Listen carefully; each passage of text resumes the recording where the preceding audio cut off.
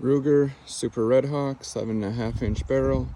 We're shooting 240 grain DG bullets, doing a load test, doing 3 shots, 8 grains of universal. It's over max load, but we're just gonna see what we get for velocities, because these bullets can handle a little faster down the pipe. So let's see what we get.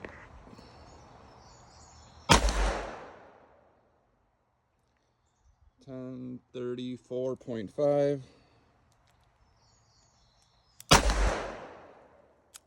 1044 on the nuts, and 1021. Not too bad for SDs. 9.3, average of 1033.3. I think I'll stick with that load. That's very manageable in between a special and a magnum load, I would feel like. So thanks for watching.